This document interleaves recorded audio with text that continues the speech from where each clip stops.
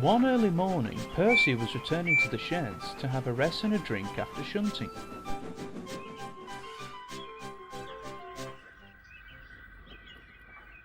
As his driver turned on the tap, he noticed Gordon receiving attention in the sheds.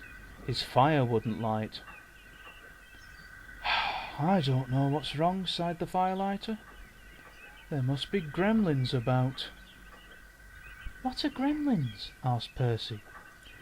"I've heard they are little green men that play tricks on people," replied Thomas. "Can we find one?" Percy asked excitedly. "You silly engines," said James. "Gremlins don't exist, they're just an excuse when things go wrong and no one knows why." Percy and Thomas frowned at the red engine. "If Firelighter says they are gremlins, they are," said Thomas. James huffed and looked the other way. Just then the Fat Controller drove in. "Good morning, engines. I am expecting a VIP, a very important person today, and she has heard that all my engines are really useful, so please prove it." "Yes, sir, we will, sir," they all said. "As long as the gremlins let us," Percy added. The Fat Controller raised an eyebrow.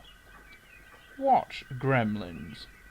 "The ones in Gordon's fire, sir. That's why he's not ready yet." "We'll see about that," thundered the Fat Controller, and he did. "Now, Gordon, I expect you to be on your best behaviour today, as you are going to pull the special Pullman coach for my special visitor. But no high speeds, please, she won't like that." Gordon was proud and pleased and hurried away to collect the coach.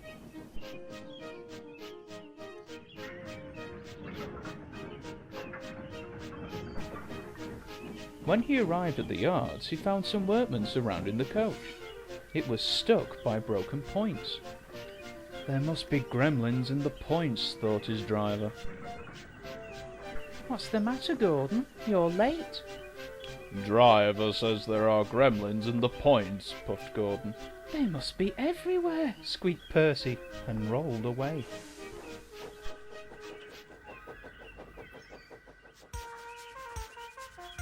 At last the points were mended, and Gordon pulled away with the special Pullman coach.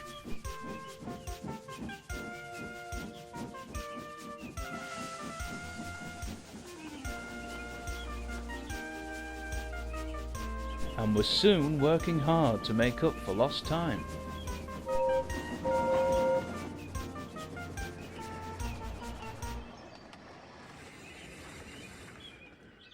After he arrived at the station, the Fat Controller became concerned.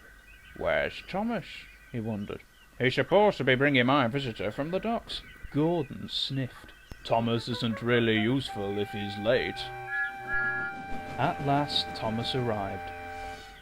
"I'm sorry, a cow strayed on the line and we had to wait for the farmer to take her away, but driver says your visitor is here safe and sound." "Indeed she is," smiled the Fat Controller as the visitor walked out of Annie. "How nice to see you." "Who is it, Thomas?" whispered Percy. "I don't know, but the Fat Controller is certainly keen to please her. He's arranged a special party for her." "She's got a dog," noticed Percy.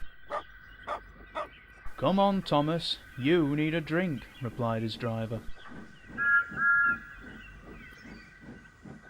"Pah!" snorted Gordon. "Thomas is just a lazy little tank engine. The Fat Controller is expecting me to arrive on time. We are late because of him."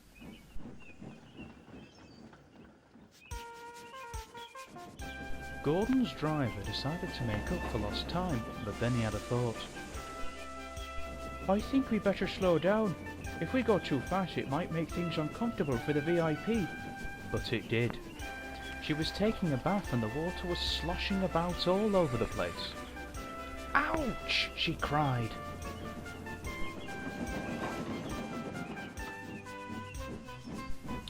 Gordon was relieved when he arrived at Wellsworth Station. Thomas was waiting on the opposite platform. He had to collect the Fat Controller and his special visitor and take them to Knapford where the party was being held. As they disembarked, Gordon blew an extra long whistle. This frightened the visitor's dog so much that he fled the station and ran into a field where a bull was grazing. The bull frightened the little dog even more, so he ran back again onto the platform and over the footbridge. He didn't stop until he jumped straight into Thomas's cab.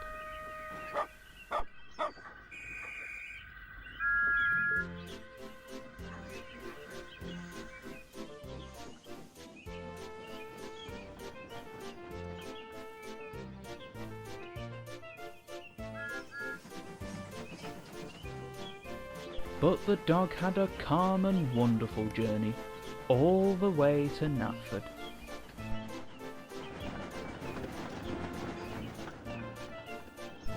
"Thank you for the journey," smiled the visitor. "What's the dog's name?" asked the driver. "Charles. But after the day's events I think I'll rename him Gremlin." The fat controller chuckled. "In that case I've met one at last." "Excuse me, sir, but who is your very important visitor?" "Oh, didn't I tell you? This lady here is my mother. She used to live here, but now she lives in the mainland. She wanted to visit to see how we were getting on, and now she agrees with me that you are indeed really useful engines, and my mother, of course, is always right."